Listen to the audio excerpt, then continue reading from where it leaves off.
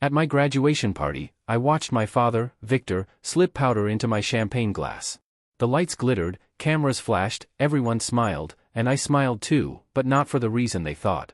I took the glass, held it up, and at the last second, I switched it with his.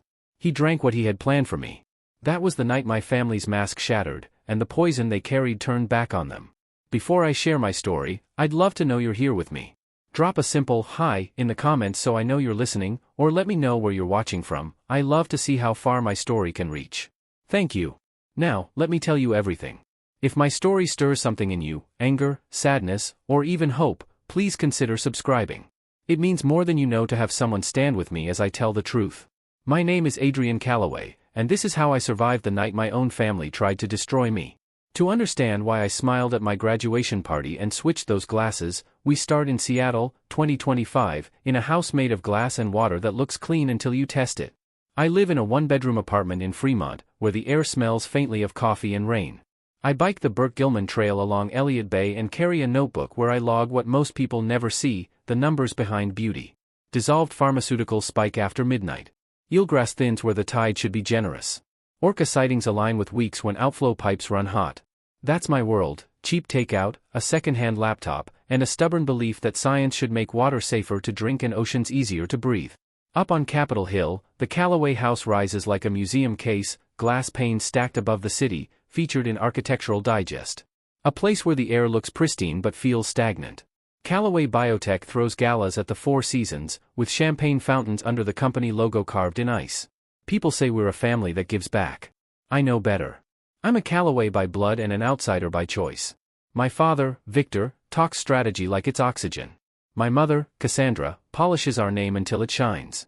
My older brother, Julian, wears that shine like a tailored suit. I'm the one who never fit their palette. I chose environmental science after a late start, paid my way, pulled a 3.8 GPA without a safety net. I want to remediate wastewater. They want me in a lab that feeds their stock price. They call that legacy. I call it a trap with good lighting. The day the weather broke into Seattle's needling rain, Marcus Wells, our family lawyer, stopped by my apartment. He claimed he was just in the neighborhood. His umbrella dripped onto my doormat as he rummaged for a flash drive. A folder slipped from his briefcase, and the first page stared up at me: Beatrice Langston Trust, primary beneficiary, Adrian Calloway. My grandmother's name hit me like a taut line snapping across my ribs.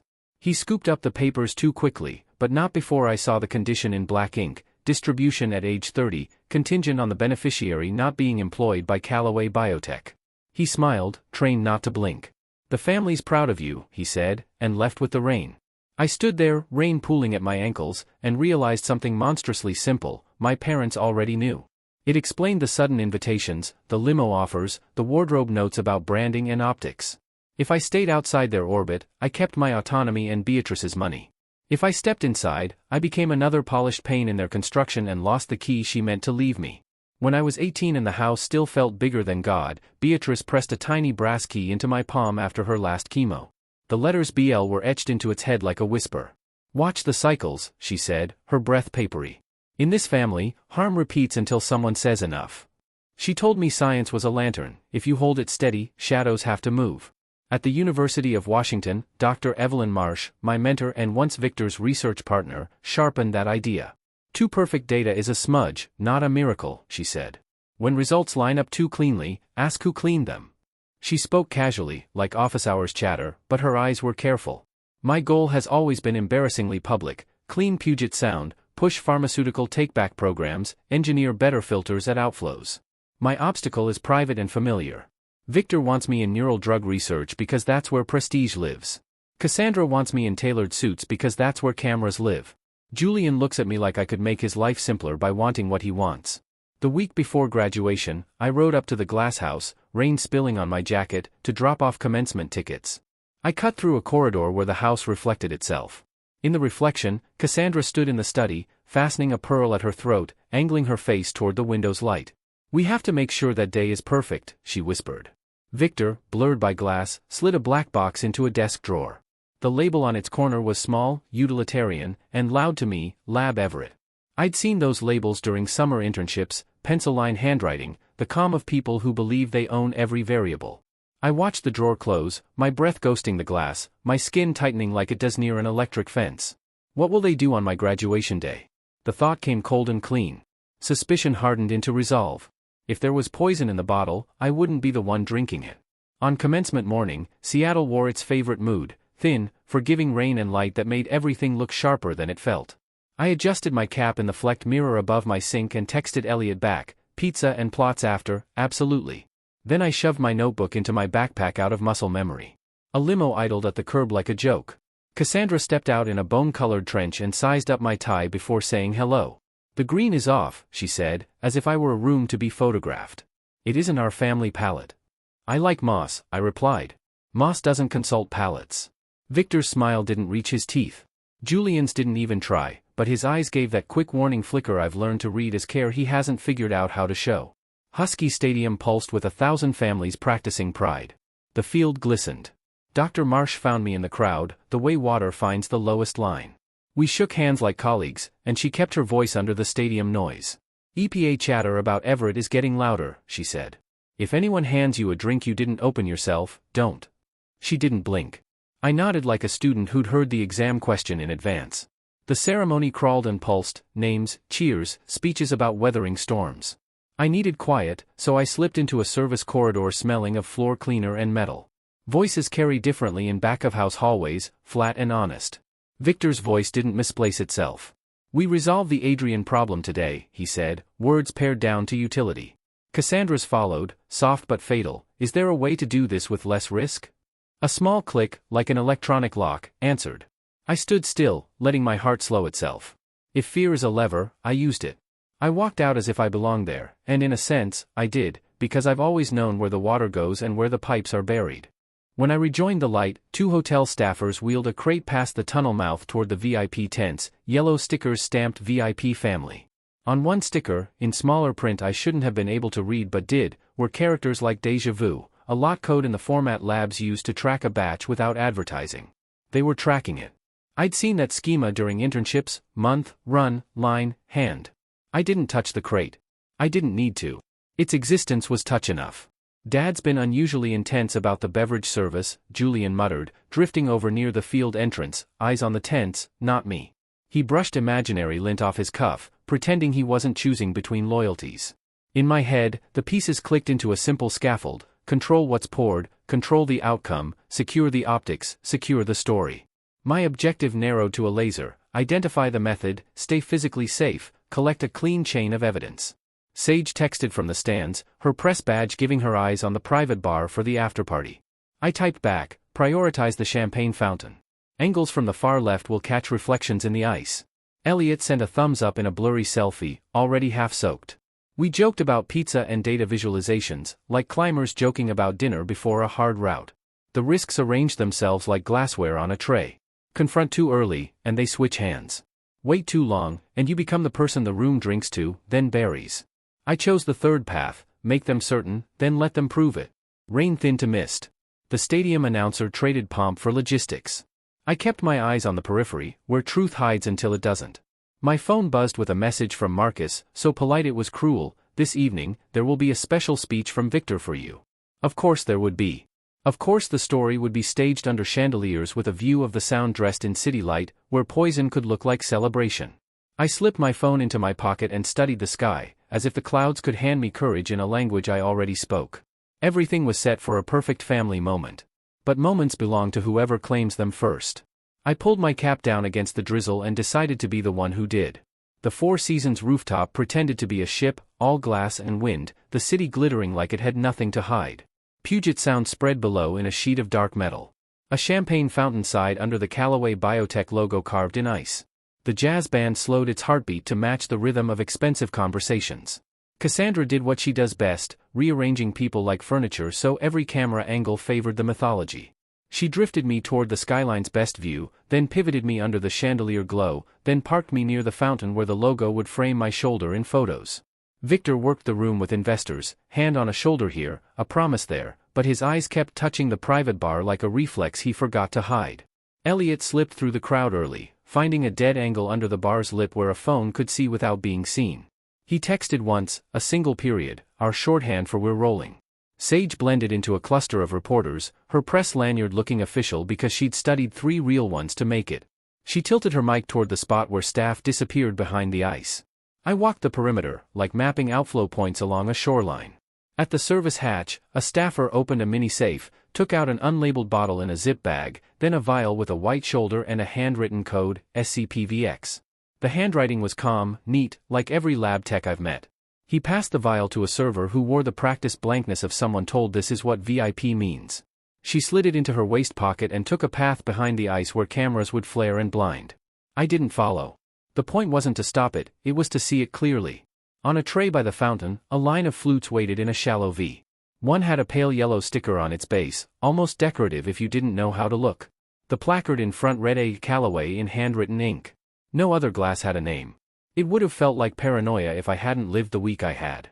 From the corner of my eye, I saw Victor step to the bar, lift one flute, hold it to the light as if checking carbonation, set it down, then switch it with the marked one, rotating the base so the sticker faced away. My shoulder blades tightened like before a storm. Elliot's camera would have caught it. Sage texted, got audio of him saying, gold label under the band. We'll scrub later. I let the crowd swallow me, then spit me out next to Julian, who kept his voice neutral. Dad's going to make a speech, he said. He wants the family together for the toast. I said nothing. Sometimes silence is the only way to hear what a moment wants.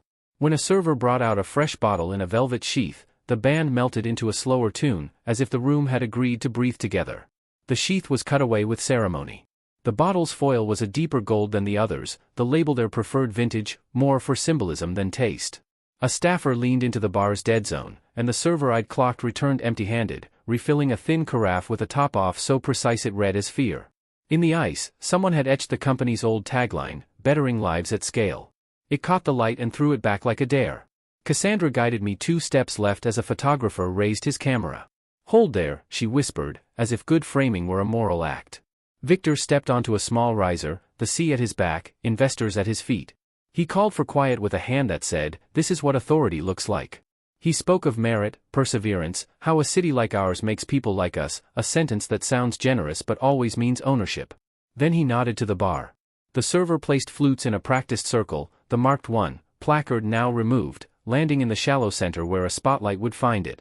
My phone hummed. Elliot had clipped a still, a powdery crescent clung to the glass like breath on a window, visible only to someone trained to see. I didn't look at the screen, I didn't need to. I kept the math running in my head because it steadies me. SCPVX class compounds antagonize muscarinic receptors, confuse the body into thinking it's drowning on dry land, present like food poisoning if you want them to. They wash out of narrative quickly unless you order the right panel. Request atropine if needed. Order a targeted tox screen for scopolamine derivatives. Note onset timelines. Evidence builds like a scaffold when you place each beam right. Victor's voice softened, wrapping around me like a ribbon. He said he was proud. He said legacy. The crowd leaned in, cameras lifted. I met his eyes, giving him the look of a son who trusts his father. Then I moved 1 inch closer to the bar, so my hand was inside the circle when it mattered. The server set the marked glass nearest me. My fingers closed around the stem, feeling the faintest grit where crystal should have been clean. The room grew quiet, the way rooms do when they want to witness themselves. I counted under my breath, like in a lab when a reaction is exothermic and needs control, 1, 2, 3. He raised his glass. I raised mine. The door to what the night wanted swung open, and I held my foot against it for one more breath, so the cameras would be ready when I let it go. Victor lifted his glass, and the room lifted with him, a circle of light tightening until there was nowhere else to look. He said the words you say on nights like this, about hard work, destiny, how a son becomes a man when he accepts where he belongs. I stepped forward, as if pulled by those words, turned just enough so the skyline framed us both, and touched his elbow with the ease of a child who believes in family rituals. Share this one with me, I said, voice steady, eyes bright enough for every lens. It would mean more if we traded. He laughed, the way men laugh when they need the room on their side. Of course, he said, and for a second, I almost admired how fast he recovered. But recovery isn't consent. He had no choice. He placed his glass in my hand and took mine, the exchange neat enough to pass as affection in photographs. I brought the safe flute to my mouth and tasted cold. He tilted the other back and committed, like he always told people to do. The band slid into applause cues. Guests followed. Cameras flashed. For a minute, the world performed the story he wrote. Then time re-entered the body. From Elliot's phone, the lens caught a chalky arc clinging inside the glass Victor emptied, sticking because surface tension has its own memory.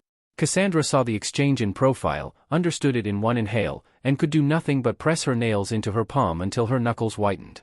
Her face didn't move. Her eyes did, flicking from the bar to my mouth to Victor's throat, as if she could will the timeline back. Julian, who spent his life in rooms like this without inhabiting them, watched the small movements that give away intent, the server too still, the barback not looking at his hands, Victor resisting a cough he'd normally let out. His expression didn't crack. His certainty did. I wove through congratulations that felt like tissue. People said, "Proud of you," and the syllables passed through me like air. I touched no more glass. I let the evening play its part. Performance builds a bigger frame for truth when it arrives. 20 minutes later, Victor's confidence began to unravel. He rested a hand on the bar, not for effect but for balance. He swallowed against a throat that forgot how to sequence. A sheen climbed his forehead. He waved off a staffer too quickly. 30 minutes in, the floor tilted under him. He reached for a chair and missed by 2 inches. His pupils argued with the light. The circle of people parted without meaning to. He went down in a crisp suit, his name on the cuff, with no way to name what was happening aloud. I was already moving. "Call emergency now," I said to no one and everyone, dropping to my knees with a calm borrowed from years of running protocols that punish panic. "Possible anticholinergic toxidrome," I told the first responder who pushed through. "Request evaluation for scopolamine derivatives. Note onset around half an hour after ingestion. Monitor temperature, heart rate, mental status. Consider atropine and benzodiazepines per protocol." The medic didn't argue. Good ones don't when specificity shows up prepared. The room tried on different faces, horror, denial, curiosity, until it settled on silence thicker than glass. Cassandra knelt beside Victor, whispering his name like it was a talisman. He squeezed his eyes shut, as if darkness could edit a decision. Julian stood behind, looking at me like a map he'd finally decided to trust. The jazz stopped. The fountain kept sighing. The ice logo threw light over the scene, as if branding were a sacrament. Someone asked for space, and people obeyed.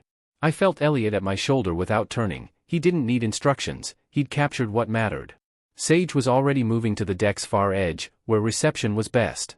I leaned in a fraction, careful not to touch anything I didn't need to, and watched Victor breathe. Scopolamine variants can make the body forget itself, scramble sweat, salivation, memory, so a man who rewrote other stories can't hold his own. His pulse raced like it was late for a flight. His skin went dry and hot. He tried to form a sentence to explain the night back into something he could survive. It didn't land. The paramedics took over with practiced speed. I stepped back, giving them clean space as a witness. Somewhere, a guest started to cry. Somewhere else, someone recorded. I looked at the nearest camera as if it were a person and let it read my face. There's a moment at the end of a lab run when you know you've proved the hypothesis or burned a week for nothing. This wasn't that. This was the part where the record becomes the record because you decide it will. I found Sage on the windward side, her hair stung with mist, eyes narrowed like when she listens for gaps. "Send it now," I told her, voice low enough to belong to the night. "All of it. No cuts. There's no going back." She nodded once, her thumb moved, and across the deck, a dozen phones lit with a headline none knew they were reading yet. The guests watched the man who built their story slip out of it under medical light. The mask didn't crack in a dramatic snap, it loosened like old glue and slid, and everyone saw what was underneath long enough to know they'd never unsee it. I didn't look at Victor again. I looked past him to the water, black and patient, and felt something inside me align, like horizon lines when the weather clears. Swedish Medical Center swallowed the night whole. Fluorescent lights bled across white walls, the smell of antiseptic clinging like a second skin. Victor was wheeled past, unconscious, a man who carried himself like a storm, reduced to a patient under machine's mercy. I stood in the hall, listening to monitors tick out his failing body's rhythm. When doctors asked for details, I gave them everything in clinical order, like I was back in the lab. Anticholinergic toxidrome, likely scopolamine derivative, onset after 30 minutes. Symptoms: dry skin, dilated pupils, tachycardia. I told them to request atropine and secure the sample glass for chain of custody. My words were recorded like data, not drama. Cassandra appeared in the waiting area, makeup streaked, eyes glassy, a woman who knew performance mattered more than truth. "What did you do to him?" she demanded, loud enough for a nearby detective to hear. I didn't answer. She wanted a scene, I wanted a record. The toxicology report came back faster than expected, confirming what I knew. The compound in Victor's blood matched a synthetic scopolamine variant from Callaway Biotech's Everett facility. Consistent with research protocols, it read, "Not mistaken, but intentional." When Victor regained consciousness, he turned the accusation toward me with the skill of a man who'd built a fortune bending narratives. He staged this, he rasped. He's been unstable for years. He wants the inheritance, nothing more. Cassandra clutched a tissue and whispered to the detective, he's always been difficult, but to do this.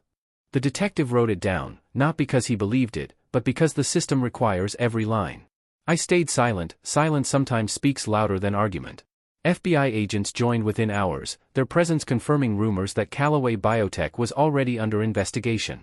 They questioned me, asking for a timeline, names, technical context. I told them about the marked flute, the SCPVX vial, the powdery crescent Elliot captured. I gave them details they didn't know they needed, lot codes, Victor's phrasing with staff, Cassandra hovering near the bar. When they finished, one handed me a photo from a search earlier that evening, a rented storage unit in my name, containing copied files and forged datasets, close enough to pass as mine. It was their backup plan to paint me as the saboteur. I didn't panic. Run handwriting forensics, I said. Check timestamps against my location history. Pull security footage. You'll see whose hands carried those boxes. They wrote it down, this time with sharper pens. Dr. Marsh arrived that night, hair damp from rain, carrying a cloth-wrapped journal, Beatrice's. Her handwriting filled pages with concerns about Callaway Biotech's practices, warnings about Everett, even notes on falsified trial data, 2 decades old. She'd seen the cycle and predicted it. At the back, she'd written my name beside a lantern. Reading it under hospital light, I felt the weight of an inheritance that wasn't money, but responsibility. Julian lingered in the corner, staring at the floor, searching for a version of our family he could still believe in. He'll ask me to swear against you, he admitted, twisting a cufflink until it snapped. What will you do? I asked.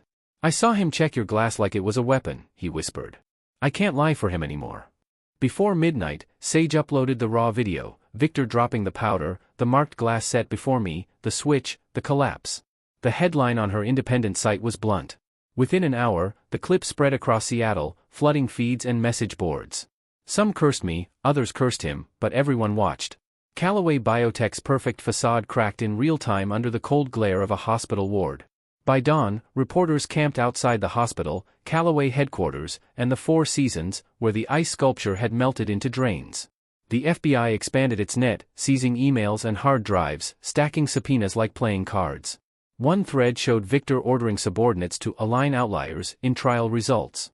Another had Cassandra requesting a wastewater report be refined before reaching regulators. Proof wasn't loud, it was steady, piece by piece. I couldn't return to my apartment. Elliot offered his spare room, cluttered with diagrams and rain-fogged windows. It was safer there, though safety was relative. One evening, we searched the glass house with agents and opened a hidden safe. Inside, among procurement logs for restricted compounds, was a letter Beatrice had written to me, addressed but never mailed. In her careful script, she urged me to hold the lantern steady and break the cycle of silence. I read it in Elliot's kitchen, the words shaking in my hand, knowing she'd written not just for me, but for this moment. Victor, from jail, called an associate on a monitored line, ordering the destruction of Puget Sound water samples, his voice calm and certain. The recording joined the case file. Julian found an email draft where Victor instructed him to testify I'd tampered with the drink. He brought it to me instead, his decision pulling him free from our father's orbit. I won't lie, he said, his face holding regret and relief.